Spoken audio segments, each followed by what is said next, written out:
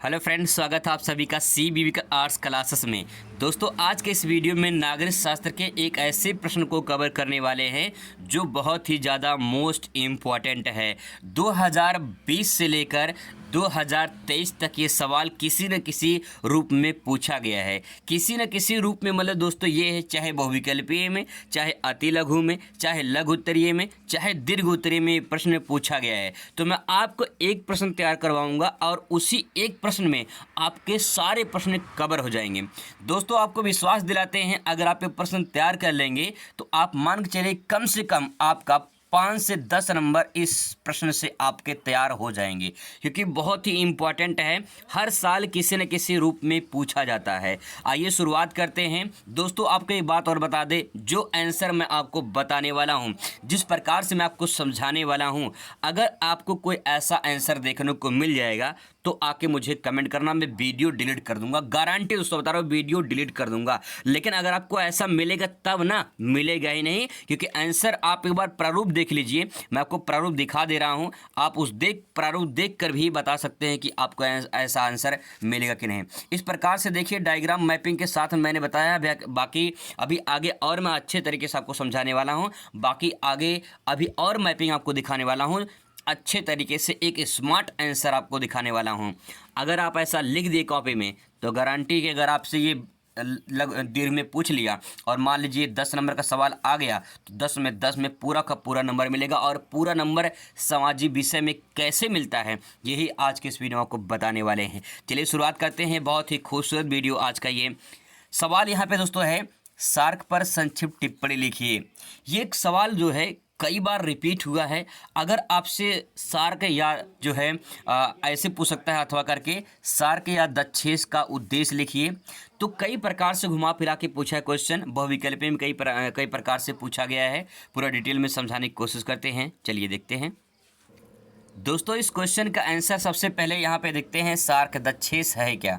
तो एक नंबर का सवाल यही बनता है कि सार्क या दक्षेस क्या है। देखिए, सबसे पहले इंग्लिश में यहाँ पे सार्क जो लिखा हुआ है, यस से यहाँ पे सार्क, यस हो जाएगा साउथ, ए से हो जाएगा एशियन, और दूसरे ए से एसोसिएशन, और फॉर आर से हो जाएगा रीजनल कॉरपोरेशन। तो यहाँ पे हम कह सकते हैं south Asian association for regional corporation. तो यहाँ पे सार्क का पूरा नाम हो गया। इसे हिंदी में सार्क यानी दक्षेस को हिंदी में कहते हैं दक्षिण एशियाई क्षेत्रीय सहयोग संगठन। यानी जो एशिया महाद्वीप है, उस एशिया महाद्वीप की जो दक्षिण वाले देश हैं, उनको देश को एक जो है एक संगठन बनाया गया है।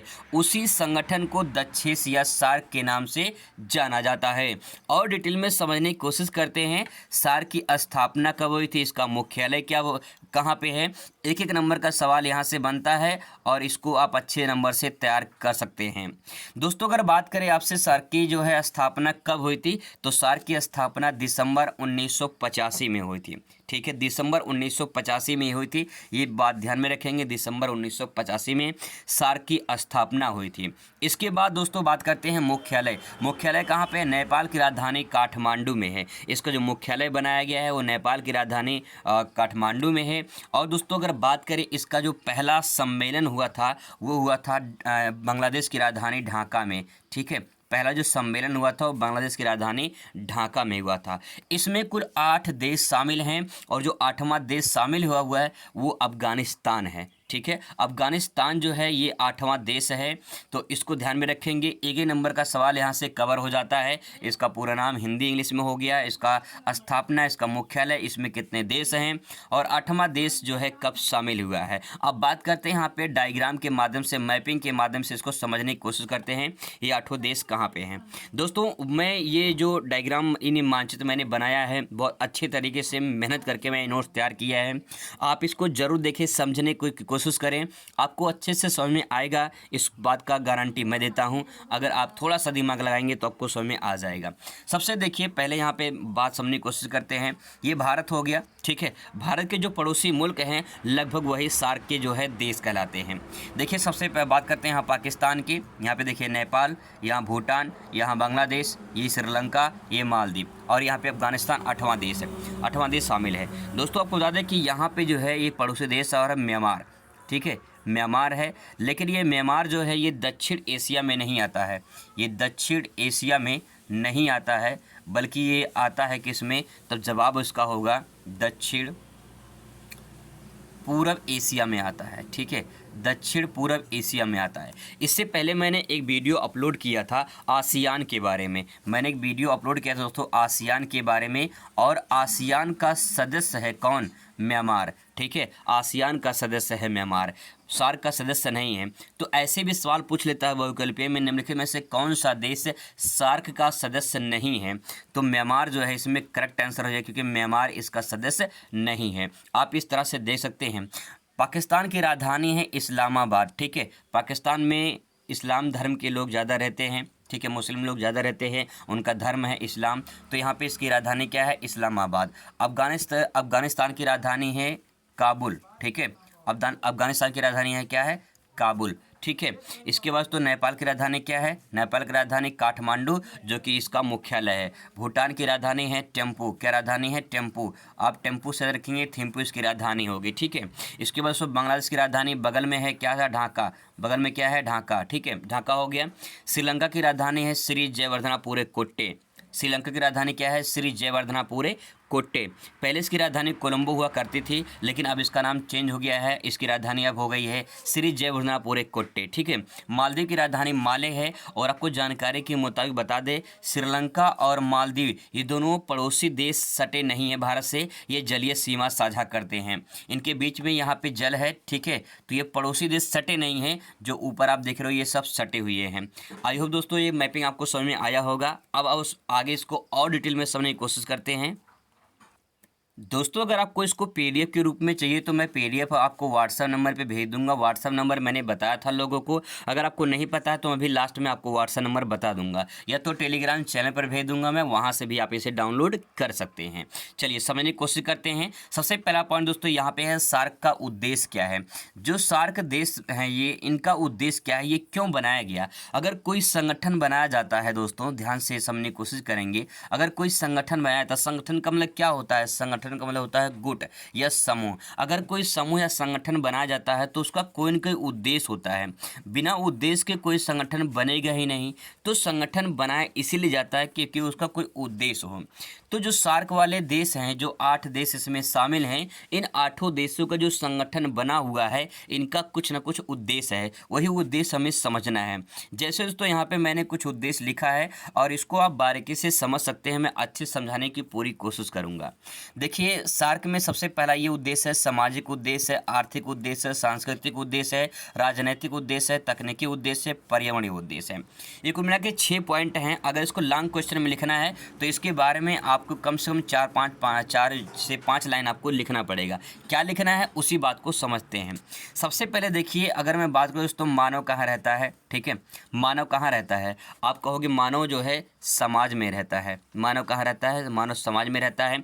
मानव समाज में इसलिए रहता है क्योंकि मानव एक सामाजिक प्राणी है। क्या है, मानव एक सामाजिक प्राणी है। तो मानव कहाँ रहता है, समाज में रहता है। अब समाज में रहता है तो जैसे भारत में लोग रहते हैं, वैसे ही बांग्लादेश में रहते हैं, वैसे भूटान में रहते हैं, वैसे श्रीलंका में रहते हैं, वैसे ही पाकिस्तान में रहते हैं। तो वहाँ पे जो समाज के लोग होते हैं उनका कुछ उद्देश्य होता है, सामाजिक विकास उद्देश्य होता है। कहीं कहीं समाज में अच्छा उनका नाम हो, अच्छी उनकी जो है स्थिति हो। तो कहने का तात्पर्य दोस्तों कि अगर समाज के लोगों का विकास होगा, ठीक है, समाज के लोगों का विकास होगा तो कहीं न कहीं उनके क्षेत्र का विकास होगा, उनका विकास होगा, उनकी आर्थिक स्थिति अच्छी होगी। तो यही दोस्त उद्देश्य यही है कि जो सार्क के देश हैं, उन सार्क के देशों के जो मानव हैं, उन मानव का विकास हो। ठीक है, उन मानव का विकास हो, और मानव के साथ जब मानव का विकास होगा तो समाज का विकास होगा, और जब समाज का विकास होगा तो कहीं कहीं देश का भी विकास होगा। यही इसका उद्देश्य है। तो इस प्रकार से दोस्तों आप इसे लिख सकते हैं। ठीक है, आई होप आपको समझ में आ रहा होगा, और समझने की कोशिश करेंगे तो दोस्तों आपको गारंटी समझ में आ जाएगा। अब देखिए आर्थिक कारण में, अगर आर्थिक शब्द को ध्यान से आप देखोगे ना तो आपको एक शब्द छुपा दिखाई देगा, अर्थ। और अर्थ का मतलब होता है धन। ठीक है, अर्थ का मतलब क्या होता है, धन। अर्थशास्त्र की भाषा में इसे धन कहा जाता है। मैं आपको एक लॉजिक बताता हूँ।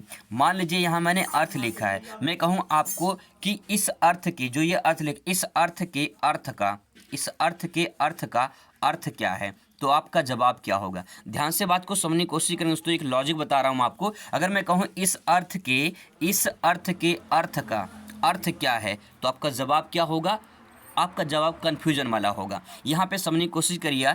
एक अर्थ का मतलब क्या होता है? एक अर्थ का मतलब होता है पृथ्वी, ठीक है, पृथ्वी होता है। और दूसरे अर्थ का मतलब होता है क्या? धन होता है, ठीक है। अर्थशास्त्र की भाषा में इसे धन बोलते हैं। और तीसरे जो अर्थ होता है उस अर्थ का हम कोई मतलब निकालते हैं। जैसे मान लो अगर मैं कहूँ कि यहाँ पे पर्यावरण लिखा है, तो पर्यावरण का मतलब क्या होता है, इसका अर्थ क्या है, तो यहाँ पे इसका अर्थ बताएंगे। तो दोस्तों ये तीनों पॉइंट मैंने लॉजिक की तरह बताया है। यहाँ पे जो अर्थ शब्द, आर्थिक शब्द लिखा हुआ है, इस शब्द के अंदर एक शब्द छुपा हुआ है जिसका नाम है अर्थ, और इस अर्थ का मतलब होता है धन। और जब धन रहेगा तो मानव विकास करेगा, और जो मानव विकास करेगा तो समाज विकास करेगा, और जब समाज विकास करेगा तो कहीं न कहीं देश भी विकास करेगा। तो देखिए हर सर्कल दूसरे सर्कल से जुड़ी हुई है। अगर जोड़कर पढ़ेंगे तो आपको दिक्कत नहीं होगा। समाज के लोग हैं, समाज के लोगों का विकास कैसे होगा? जब उनके पास क्या होगा? धन होगा। और जब धन होगा तो आर्थिक विकास होगा कि नहीं होगा? आर्थिक उद्देश्य की पूर्ति होगी कि नहीं होगी? जो भी इंसान चाहेगा, जो बनना चाहेगा, जो खरीदना चाहेगा, वो खरीद सकता है जब उसके पास क्या रहेगा? जब उसके पास धन रहेगा। धन रहेगा तो सामाजिक विकास होगा, और सामाजिक विकास होगा तो कहीं न कहीं उसकी जो संस्कृति है वो कहीं न कहीं उसके सुधार होंगे, उसकी संस्कृति का बढ़ावा मिलेगा। क्योंकि हर देश में अलग अलग प्रकार की जो है लोग रहते हैं, और लोगों का एक धर्म होता है, लोग की एक जाति होती है। उन धर्म को, उन जाति के आधार पे संस्कृति कुछ होती है, उन संस्कृति को भी विकास करना होता है। तो दोस्तों यहाँ पे हम कह सकते हैं कि सांस्कृतिक विकास भी कहीं न कहीं इनका एक उद्देश्य बनता है।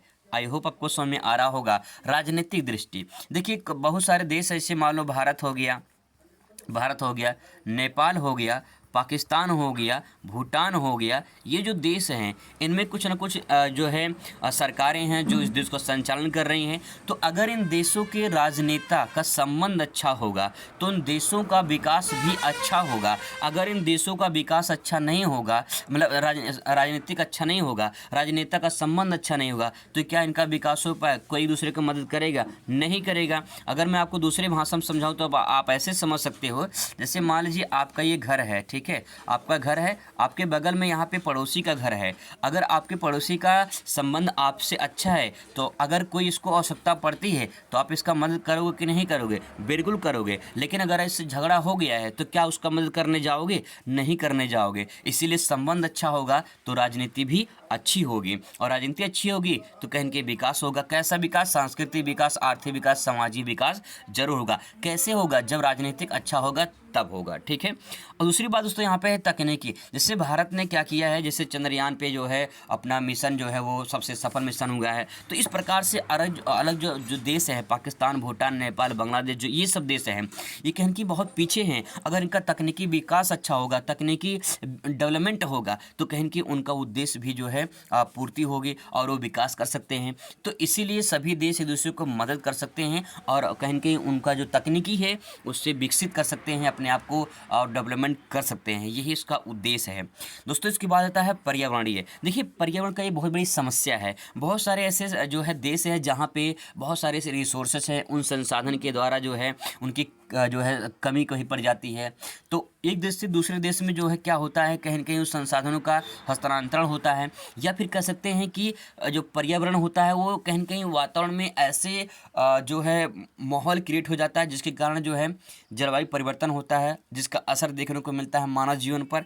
तो एक सबसे बड़ा मुद्दा हो जाता है सामाजिक में जो है पर्यावरण का, कि पर्यावरण को स्वच्छ रखना है, पर्यावरण को बनाए रखना है ताकि किसी को कोई दिक्कत ना हो। तो इस प्रकार से तो ये कुछ उद्देश्य हैं, इसे आप आसानी से समझ सकते हैं, आसानी से लिख सकते हैं। अब बात करते हैं आगे मोस्ट इंपॉर्टेंट की, फिर मैं आपको बताता हूँ अपना व्हाट्सएप नंबर जिससे आप ये नोट्स पूरा प्राप्त कर सकते हैं।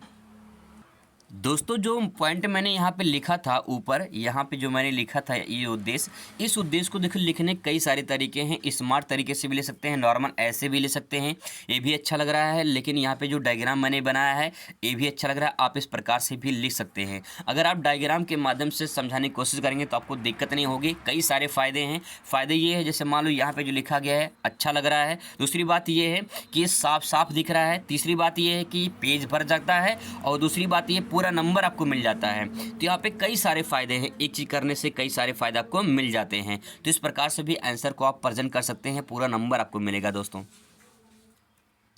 अभी तक जितने क्वेश्चन मैंने कवर किए हैं, जैसे मैंने कहा कि सार्क ये क्वेश्चन पूछा गया कि सार्क की स्थापना कब हुई थी, सार्क का मुख्यालय कहाँ पे है, दक्षेश के 2 देशों का नाम बताइए, सार्क के 2 उद्देश्य बताइए, सार्क का 8वां देश कौन सा है, ये क्वेश्चन सब मैंने कवर कर लिया है। तो ये क्वेश्चन पूछा गया है, इसीलिए मैंने यहाँ पर एक साथ जो है नोट डाउन कर दिया है, ताकि जो है आप इसे एक बार रिवाइज कर लें और प्रैक्टिस कर लें, देख लें। इसके बाद दोस्तों आता है अगला प्रश्न, बहुत ही मोस्ट इम्पॉर्टेंट है। भारत और पाकिस्तान के मध्य संघर्ष के प्रमुख कारणों की विवेचना कीजिए। ये देखिए क्वेश्चन 2020 में, 2022 में, 2023 में लगातार क्वेश्चन पूछा गया है। और यहाँ पे भारत पाक संबंध का विस्तार का वर्णन कीजिए। ये पूरा नोट्स मैंने अच्छे से तैयार कर लिया है और विथ डायग्राम मैपिंग के माध्यम से आपको समझाने वाला हूँ अगली वीडियो में। आपको व्हाट्सएप नंबर चाहिए तो मैं आपको व्हाट्सएप नंबर दे रहा हूँ, ताकि जो है आप इसे नोट्स के रूप में प्राप्त कर सकें। नंबर है 83 82 92 47 99।